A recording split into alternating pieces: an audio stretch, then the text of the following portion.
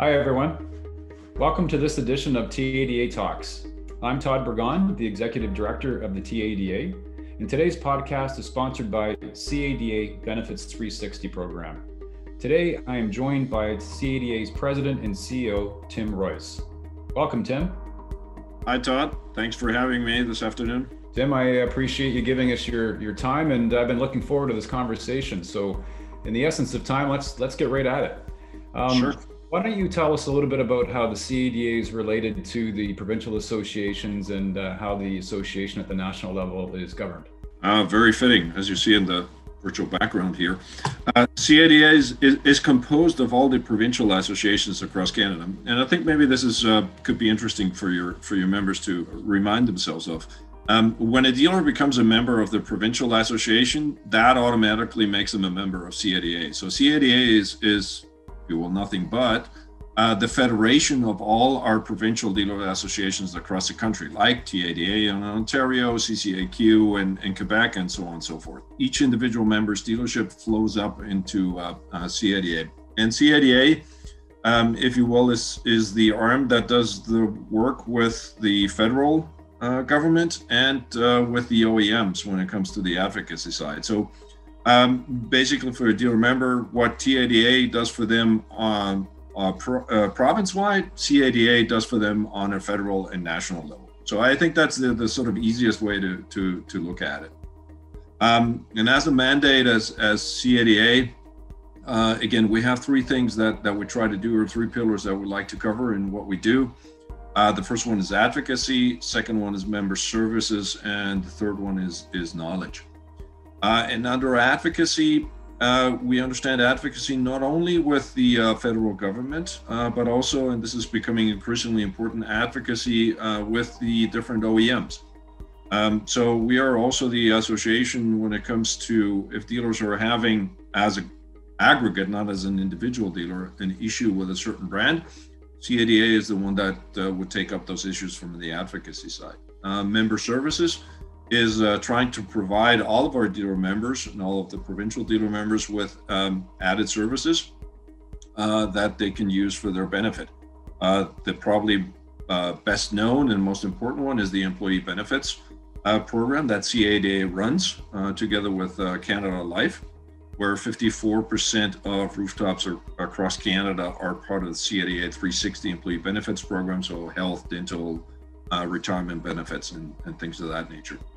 And the third aspect and the third pillar, and this is the one that we're trying to develop a little bit stronger, is the knowledge side of things, which is to provide all dealer members with industry knowledge, insights, analysis of what is going on in order to enable dealers to take better decisions for their businesses. So that is, in a brief sentences, what does CADA do and how it fits together with TADA and the provincial associations.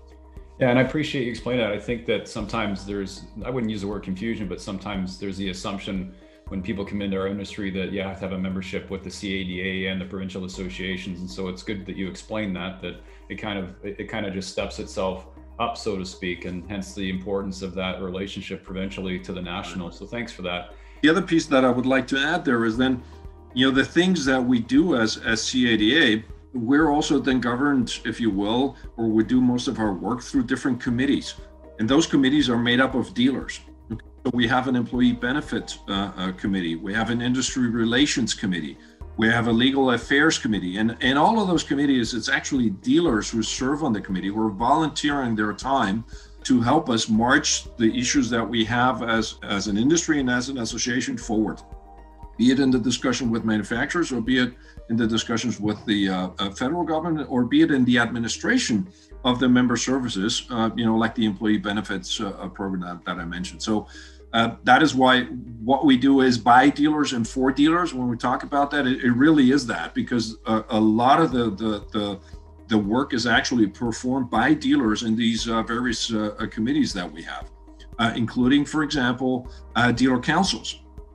So the dealer councils that are organized across Canada for the different brands, right? If they are the ones that are discussing a new DSSA with their brand, or a data sharing agreement, things of that nature, or changes that brands want to make with it, It will be, for example, our industry relations committee. And if it's more of a, let's say, confrontational issue that's being had, it might be our legal committee that is dealing with those issues and is helping the respective dealer council deal with it, is actually getting lawyers involved if necessary in this, and will actually, depending on what the case is, even foot the legal bill on behalf of dealers on these issues.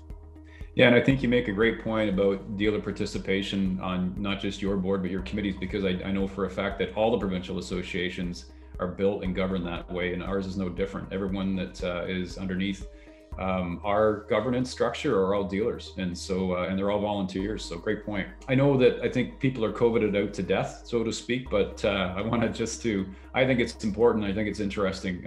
Talk a little bit about the overarching strategy from day one when the pandemic started to support dealers, because certainly CADA helped lead that charge with all of the provinces, and I'd like your perspective on how you looked at that and how you dissected it down. When the crisis started, we knew that right out of the gate that we were facing something that had never been there before. So there was no playbook, right, that we could sort of get back to, that somebody could turn around and go and pull out the playbook and say, okay, how do we do for this? So we had to design from scratch, what is it that we want to achieve? And first and foremost, we thought about what is it that our dealer members care about in a crisis such as this one, and it is a crisis. There's no other way to say so. And then we sort of distilled down and focused all of our activities around 4 areas: liquidity, employment, recovery, and information. And any and all of the things that we've done throughout the pandemic has been focused on that. So understanding that the most important part in a crisis for a dealer is always, how can you preserve liquidity first and foremost, just to remain afloat? What can you do on the employment side? Because you have very valuable employees that you've actually, as an organization, invested a lot of money in training and everything else. What can you do to keep those resources, even though you need to adjust your level of economic activity to what the market is doing?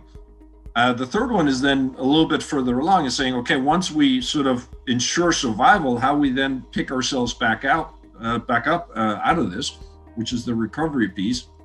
And then sort of across the whole time, information. How can we provide valuable information, distilled information, analyzed information to our members, and saying, hey, this is what's happening, this is what's going on. This is what you can do about it. Here are some resources where you can go and get information, because there was also a lot of misinformation that's been coming out, or just information overload sometimes, where it's important to distill down to information to what's relevant. So all of our activities were sort of structured around those 4. So let me give you a couple of examples of what that means. I think the very first thing that we had to focus on was to see that dealerships are declared essential services across the country in each and every province. So as you know full well, this was done in very close cooperation with each of the provinces. And we were having very different approaches to this across Canada, where some provinces immediately shut down everything, right, which was Ontario and Quebec, and others where there actually wasn't so much of a shutdown initially, right, when the crisis started. So there was a very different way of dealing this by the provinces. So the first thing we had to ensure, working together with the provincial associations and the respective provincial health and safety officials, is to make everybody understand, hey, car dealerships are an essential service because they are a vital part of the infrastructure of the country.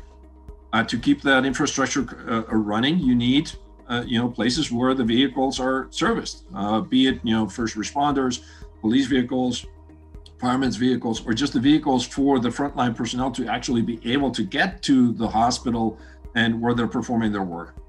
So that was an important part, and it had to be done the right way in each province. And I think it paid dividends, Todd, and the way it was done initially. Yeah, and here I just also want to briefly highlight the great contribution that you guys did at TADA and CCAQ in helping put together those health and safety protocols initially. Discuss those with the respective provincial officials, and then get their agreement and buy in these things, and do this in a cooperative way in each province, right? And not in a confrontational manner, as quite frankly, initially, as you might recall, there were certain automotive brands that were pressuring, our dealer members and us to actually take up a more confrontational aspect to it. And the way it was done then, enabled not only to shortly after a complete shutdown in Ontario and in Quebec to reopen, right, for the businesses to reopen, be the first ones to reopen, but also laid the foundation for this. Then when the second wave now hit, right, in the last couple of months, there was no doubt about automotive or essential services. There was just no discussion about it, right? So that paid dividends. I would say that the great work that you guys did on a provincial level, we were able to support you on that with certain activities. So that was, I think, extremely important. The second piece then, okay, once you were able to at least remain operational, regarding liquidity, as I mentioned. So there were a couple of measures that we were very concerned about there. The first one was that we were not necessarily seeing all the brands and OEMs and banks and lending institutions necessarily being very flexible with dealers. So we had to start a strong campaign with the lending institutions to say, hey, listen, you need to provide some relief to dealers on things such as floor plan, lines of credit that they would have, mortgages, etc. You need to provide them with the necessary relief. Now, some brands were already doing it very quickly, and some lending institutions, others were a bit, let's say, slow to get started. So they had to be prodded and pushed along a little bit. So, and that's where we could use, so to speak, our national pulpit to talk also about public in that, and then immediately following, those other institutions also moved along and then provided the dealers with the necessary relief. And then it was working very closely with the federal government on probably the two biggest measures that have really supported the dealers throughout the crisis. The first one is the emergency wage subsidy, and the second one is the rent support program. So as some of your listeners and viewers might recall, the emergency wage subsidy, when it was first announced, was only geared towards mid-sized and small businesses. And the way that was defined was basically leaving all of the car dealerships outside of the tent, just because of how car dealerships are structured, that they hold the inventory and the financing costs on their balance sheets, right? So that would then, from the size of their balance sheet, even though they are small and medium-sized businesses, would disqualify them initially. So also, thanks to the support of all the dealers and all the provincial associations, we mounted a very strong grassroots effort with letter writing campaigns to MPs, et cetera, across the country. And that really made a difference in the very first weeks of the crisis in getting our federal government to understand the importance of making the tent bigger. And finally, at the end of the day, they understood that, yes, you needed to do this outside of size of business and not put too many restrictions around it, because otherwise you wouldn't have any effect in the marketplace. We were very successful with that in getting that done. And throughout now the meantime, 85% of our members across the country have accessed the emergency wage subsidy at some point in time, right? Some dealers might have accessed it for 2 months, right? Some of them for a longer period. Once we had the emergency wage subsidy ensured that dealers were included, we then also worked with the federal government in, first of all, extending it twice now, and then also on the issue of scaling, right? So you didn't have to prove first a drop of 30% of revenue drop versus previous year in order to access the subsidy, that there was a scale applied to it. So that was also one of the important wins that we had throughout it. And then on the rent support program, that's now in the meantime changed a little bit in how it is applied, but in essence, it still provides dealerships that are renting facilities the possibility to also access some support there. We're able to ensure that dealerships that are structured in such a way that their real estate is held by a holding company, that they can still access those programs. So those were hugely important when it came to both liquidity, but also employment, because having things like that in place enabled dealers to, yes, adjust as they need it, their operations, but also not lose everybody. right, from one day to the next in the dealerships, which now, as the business then started picking up somewhat, has also helped. I could mention one other example that I think was important to provide liquidity support and employment support, which was the employee benefits program that we talked about a little bit before, where we provided a premium relief of 2 months for all dealers that are members of our employee benefits program. Again, 54% of rooftops in Canada. So that's also a huge, I think, benefit that they received. That, Tim, I mean, I know I speak for the dealers in Ontario that benefit from that, and also as did we as a subscriber to Benefits 360. That premium relief couldn't have come at a better time for a lot of people. And on the CEWS program, I mean, it absolutely would have been a disaster had the provinces and the national got together and lobbied what we lobbied for. Because I remember the number at the very beginning was 10% for small business. And I mean, the mass layoffs would have been significant, but I've had so many dealer owners tell me that it was CEWS. Rent, of course, played a part of it, but it really was the CEWS program that in many cases saved their businesses this year. So I don't think we can underestimate, how valuable that really was. Yeah, and I can tell you from having lived it, the discussion with the government, our grassroots efforts where we had thousands of dealers write to their MP was the critical difference in over that weekend where CEWS was let's say designed, right? And let's not forget about this, the government was also building a plane as they were flying it, right? I mean, these things were being done very, very quickly by the federal government. They had to, right? So this was done over one weekend, and our Ottawa office and myself, we were over that weekend. That was all hands on deck, discussion after discussion with different governments officials on that. And our voice was probably the strongest, or one of the strongest industry voices that they were hearing, right? Because it wasn't just us saying it, right? They each, MP across the country had received, I don't know how many letters from their dealers explaining to them why this was important, right?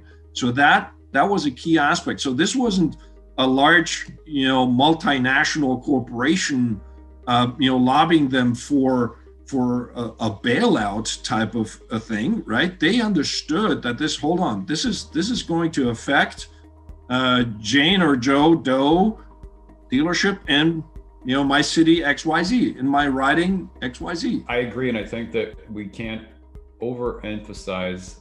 And I know from our standpoint, and I certainly know from your standpoint, we don't over inundate mailboxes or email inboxes for our dealers with either surveys or letter writing campaigns. So when we ask them to do it, it's actually very critical. And this proves a point that they do work when they're actually followed through from the dealer side. So thanks to the dealers that did that. And if they see anything from you or I in the future, that's a good reminder that we need this stuff. It's damn important. Another example that you just outlined. So as I was talking, banks and captive lending companies were not being as flexible as they needed.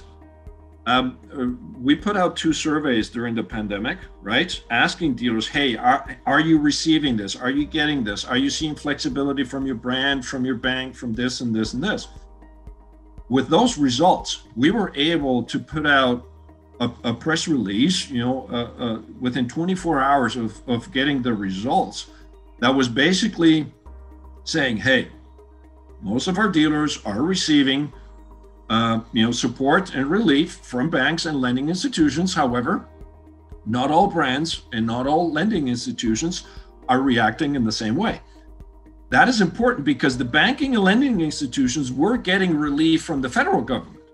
So if they were on the other side not passing that along to businesses the way they were supposed to, that put them into trouble. So with that, we were able to increase the pressure on them. Within literally 1 hour of the press release going out, I got a call from the head of the auto division of one of our major Canadian banks saying, Tim, let me know, am I on the good side or on the bad side of that ledger of yours, right? That is the effect that things like that have. And we can only do that when we have, like you said, the return back from the dealers that we were then able to use and pressure. One other example is our yearly DSI, Dealer Satisfaction Index, which again, we're going to publish the results in a couple of weeks again. That is one of the most important instruments to discuss things with the respective brands that our dealer members represent, right? Because a brand cannot ignore when 75% was the response rate, the industry average. Some brands had 94% response rate.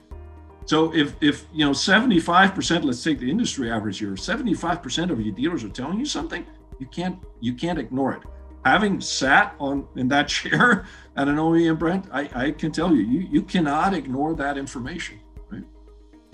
Well, I guess you could ignore it, but it's probably not the best thing for the not in your best brand, interest, right? Sure. Not in your own best interest. Exactly. Oh, by the way, because those results, don't just go to the Canadian heads; they go to the international heads of all of the brands, right? So if you're not asking the questions, and you're the head of a division in Canada of a certain brand, all of a sudden you might get questions from your headquarters on it, right? It's like, hold on a second, we saw the last result here. We're not doing that great in Canada. Why is that? By the way, those were, a DSI type survey is done in every country. And having worked on the OEM side, I know those things are compared on a worldwide basis. And they, a headquarter of a brand will compare, saying, okay, how satisfied are dealers in Australia versus Canada versus US versus, whatever country. And then we'll compare those things. And guess what? If all of a sudden, one country sticks out like a sore thumb, there's going to be questions asked, right? So that's the sort of power of those things that we put out. And when we ask for information, it's not just to have information, right? We actually want to do something with it. Okay, Tim, thank you. I'm going to stop you there. We have lots more to talk about, and we will definitely get to that in part 2 of our podcast. But for now, I would like to thank you for joining me today. I would like to thank CADA and Benefits 360 for sponsoring this podcast. And I look forward to the next time we sit down and talk.